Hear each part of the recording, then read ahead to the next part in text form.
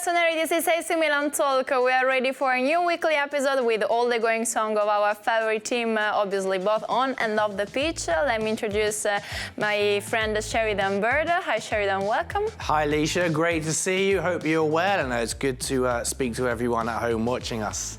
How are you, and what about your weekend full of football also for our AC Milan? Full of football, full of Milan, full of some fantastic goals, some great moments which we'll be speaking about, and I'm looking forward to delving into all the news about the Rossoneri this weekend. Plenty of talking points also for today's episode, so let's start with our men's first team.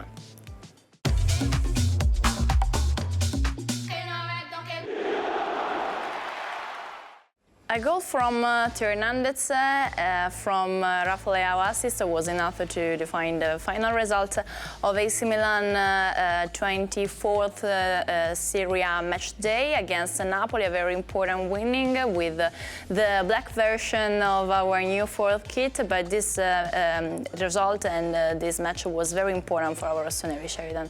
Yes, it was. We spoke last week about how Napoli were just starting to find some form after struggling slightly.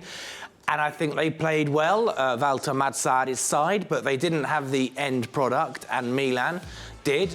And it was a good, solid team performance. As you say, looking cool, looking mean and moody in the black fourth kit. And it was crucial in terms of points. And we'll be speaking about it a bit later, but they are certainly in a very good run of form, Milan. But this was a game that wasn't simple. This was a game that Milan wanted to win to start the week, the footballing week, on the front foot. And I think it was a really lively match and an important result and a good match to get out of the way, because Milan's record here in the city of Milan at San Siro against Napoli hasn't been the best for a decade, so it was a result that I think deserves a lot of credit. The main aim for the match against Napoli was to extend this positive run of good results in Serie A, also because the Rossoneri haven't beaten the Partenopei in Serie A at San Siro since December 2014, so also an important result for the historical point of view. Yes, it was time to put that right, because it's been a while. Napoli have a good record at San Siro, but it was Theo Hernandez and his teammates who did the business at the stadium, and it was a good professional performance. And Milan are in some really good form since Christmas, or since the second half of the season. Milan have been playing really well. Some of the injured players are starting to come back, but there are still lots of absent players. Yet Mr. Pioli is using his squad and rotating his options very, very well. So a really positive result, and one to savour. Our head coach Stefano Pioli, who showed himself very satisfied for his led performance. So let's listen to his post-match reactions together. Nell'ultimo periodo stiamo viaggiando forte e dobbiamo provare a continuare a farlo, perché è chiaro che vogliamo far bene, vogliamo essere competitivi. Stasera è stata una partita difficile, complicata, ma l'abbiamo interpretata bene, giocando secondo me bene il primo tempo, un po' meno il secondo, ma avendo l'occasione per raddoppiare, e quindi dobbiamo assolutamente continuare. Se ne deve rendere conto sempre di più, perché ha dei mezzi tecnici e fisici che sono incredibili, e quindi sicuramente gli ha fatto bene comunque a livello di atteggiamento, a livello di mentalità, giocare qualche partita di difensore centrale, anche se chiaramente è meglio al terzino, ma gli ha fatto bene, perché giocare a difensore centrale non devi mai mollare un attimo, devi stare più attento, devi stare più aggressivo, più intenso, e adesso sta portando questi insegnamenti che ha avuto in quelle partite anche nel suo ruolo naturale, perché chiaramente può diventare, non lo so se magari lo è già, ma comunque il terzino, uno dei terzini più forti del mondo. Our men's first team are facing very well this first part of 2024, as Stefano Pioli said. Yeah, he made some very good points, as ever, very sensible points, and he's right that in the second half, Napoli came on strong, and they showed that they still have quality, even if they're having a tough time defending their title of last season. They did show some old characteristics in the second half, Napoli, and Milan did well to hold them off, and Milan still managed to create chances throughout the match, so you can see why he was really pleased with the result.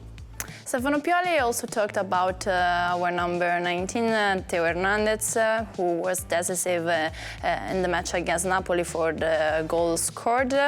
But also something about his period, the period that he's living in this particular season with many topics that are important for him, also for his position in the formation, the team on the pitch.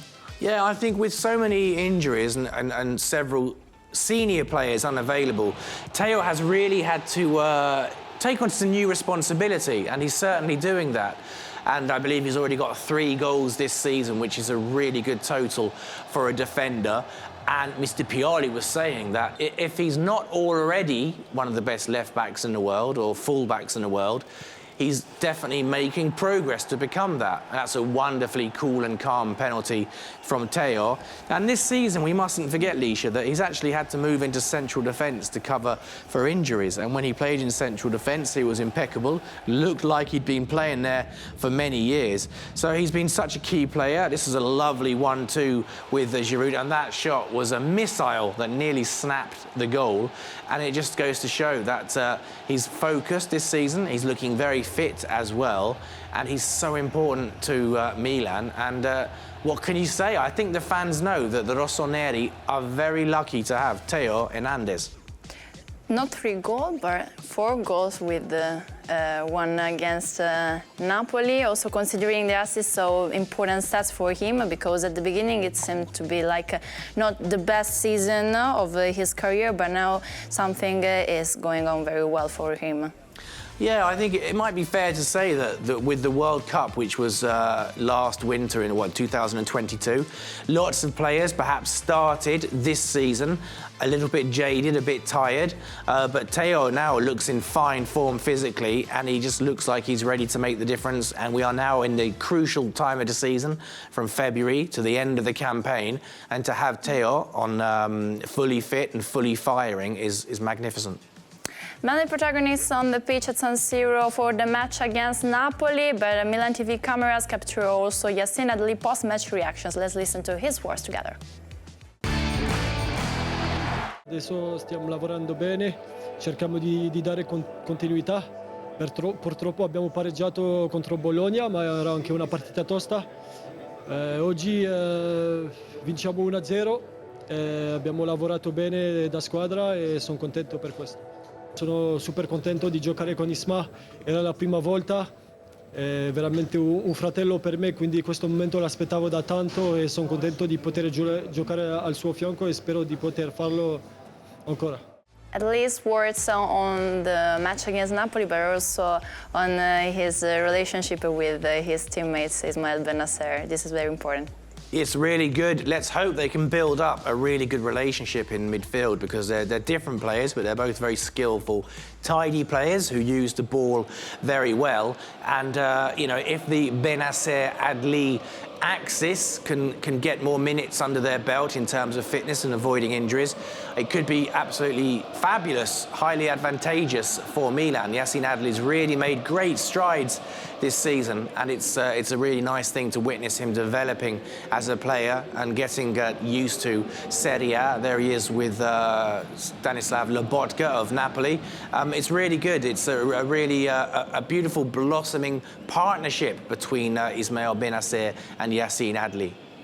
Now let's change topic, because thinking not only about Serie A, it's already time for a new experience. We're ready for a very important fixture, the new one of Europa League. What about this journey and its importance for the club and for the team, Sheridan? The Europa League, which many years ago was the UEFA Cup, is still the only European trophy that Milan haven't won. So it's a prestigious tournament. It's a big trophy. Some very important teams have won it. And let's be honest, it's time that Milan got their name on the trophy. It would be really wonderful if the Rossoneri could add that to their collection, their huge collection of European silverware. And it's prestigious. It's something to take seriously.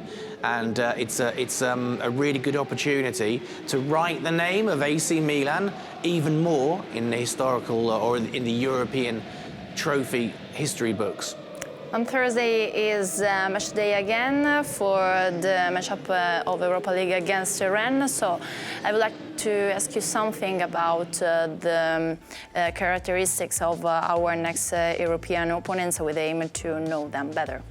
Well, just like Milan are in great form in the last few weeks, likewise are Rennes. They have actually won their last 8 matches, if you include cup matches and penalty shootouts. So they're a very good team. They're very well coached by Julien Stéphan. And as I say, they've won 8 matches in a row. They won at the weekend in Ligue 1.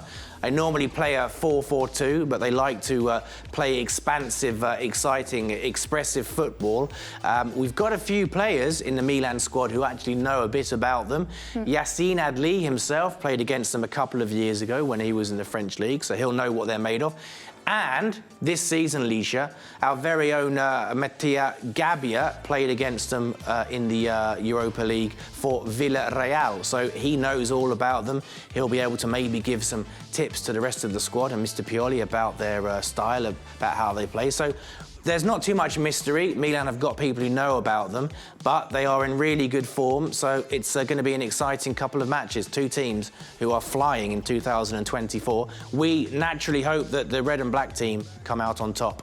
So 4 days after Napoli, the match against Rennes for Europa League, and 3 days after it, the match against Monza. So the game in general becomes harder, both in the Serie A League and in Europe, Sheridan. Lots of matches, Licia. Yeah. Lots of matches to cover, lots of matches to keep an eye on. But yeah, straight after the match against Napoli, it's Rennes. Straight after the match against Rennes, it'll be Monza.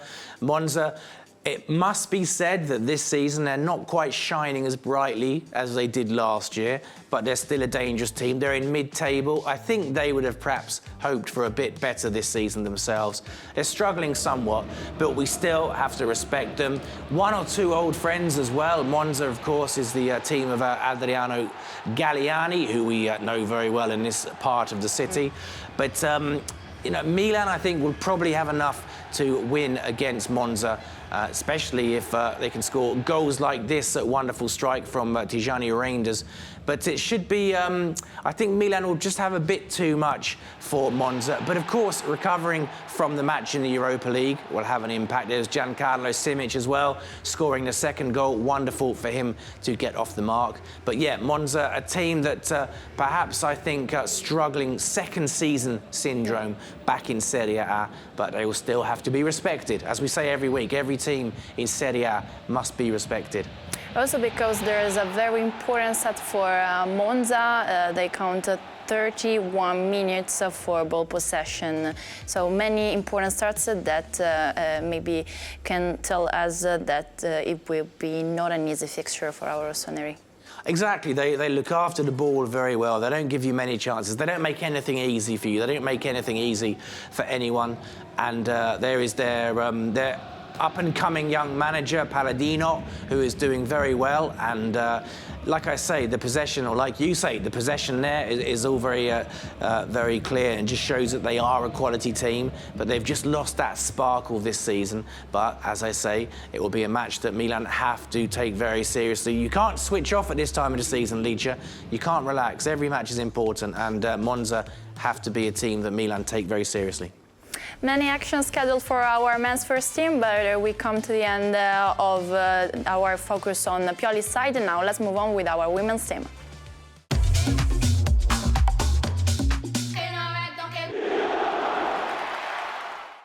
Not a positive result on 16th match day for our rossoneri, because the Zion character weren't enough for them, who fell to 1-0 defeat against Sassuolo, Sheridan. Yes, the girls, the ladies, they played well, they gave everything, but it was not to be. Sassuolo made a lot of changes from the team that actually played Milan in the Women's Coppa Italia. They brought back some of their first-team players.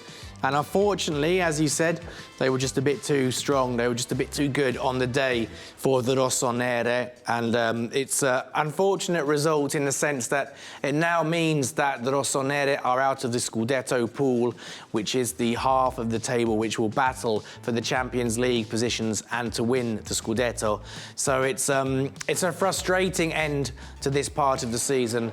This is the action when it went into the area. It was given as a penalty. The referee pointed to the spot.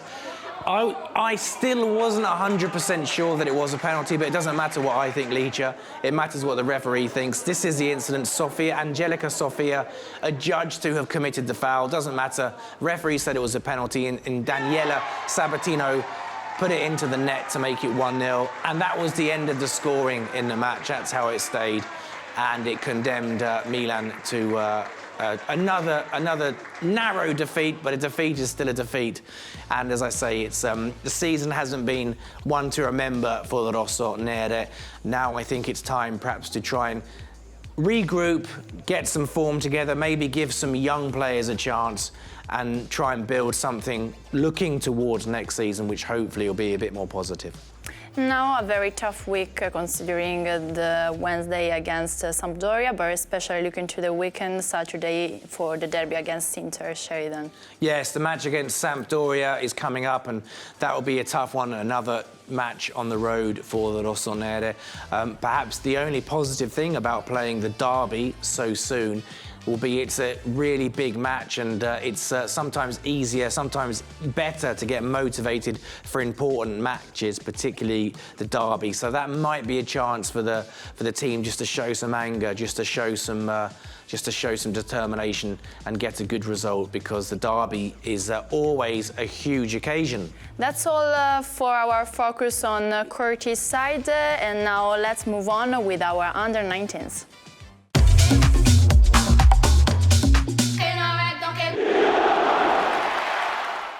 A bitter draw, the one against Sassuolo, because it was a very played match, and it's perfectly reflected on the final result, Sheridan. Yes, it was 7 minutes of madness, really, for the young Rossoneri, which turned a 3-0 victory into a 3-3 draw against Sassuolo. It was Sassuolo week last week, as you know, for Milan. Everyone was playing Sassuolo, apart from the men's first team. But it was frustrating. There's the only thing you can perhaps say about it, and we often discuss it every week, is that because this is the Primavera, because this is the youth team, the idea is to learn. The idea is to develop as players, as teammates.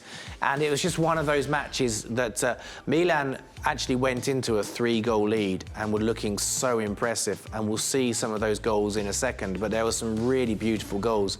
And Milan were looking comfortable. And it got to the 85th minute. Cagliari scored a goal. Sassuolo scored a goal, and it looked a bit nerve-wracking. And then they brought it back. This is the moment. This is the first goal, which was a penalty for a foul on Francesco Camarda. And then he converted the penalty. The goalkeeper got a hand to it, but it was still too strong, and a nice celebration. And it was starting, the match started so well for the Rossoneri, really good spot kick. This was the second goal by Diego Sia, I believe, that made it 2-0. And at the back post, unmarked, Sassuolo forgot about Diego Sia, so he put it into the net, and it was a really good start to the game. Another chance to see. There was no one near our number 11. This, though, Licia, is a very special goal. I let the pictures do the talking there, because that by Francesco Camarda is a world-class goal. To score with his head almost outside the area, Licia, was fantastic. And it was 3-0. But then there was a bit of a breakdown in communication, some fatigue as well, some tiredness, some mistakes, and Sassuolo scored 3 goals in 7 minutes, and everyone went home, and it was a 3-3 draw. So it was disappointing, but these things happen in football. They happen in professional football. They happen in Primavera football. You just have to learn from it, and hopefully next time just close the door at 3-0. The next game scheduled for the next match day in Primavera 1 is the one against Genoa. What should we expect? Well, the match against Sassuolo demonstrated that the Milan attack is absolutely brilliant. And on their day, if they can cut out defensive errors, I honestly believe this AC Milan youth side are one of the best in Europe, not just in Italy. So I back Milan every match in the Youth League, and also in the Primavera Championship. I back them to play well against Genoa and to get the full 3 points, but they just have to try and just try and cut out the errors. It's human to make errors, but to go into that match having thrown away a 3-goal lead against Sassuolo will be playing on their minds slightly, but the quality in attack is indisputable. You mentioned the Youth League. I did. And we know our future also for this European League, because the next opponents are Braga. Yeah, it'll be a tough fixture. They're all tough once you get to this stage of the UEFA Youth League, but last year's achievement of getting to the semi-finals of the UEFA Youth League will really help the young Rossoneri, will really help Mr. Abate's side. That match is taking place in a couple of weeks, so we'll go into more detail at that time, but it's something to look forward to, and it's something to motivate the players, and for those who perhaps haven't had much of a chance or haven't started many matches can now show what they're worth and give Mr. Abate a selection headache, but something coming up soon, the UEFA Youth League. The return of that is something to really look forward to. We come to the end of this new episode. Thanks to Sheridan Bird. See you next week, Sheridan. My pleasure. Thank you very much, Leisha. Thank you to everyone for watching. Rossoneri, thanks for following us, and see you in the next episode of our AC Milan Talk. Ciao.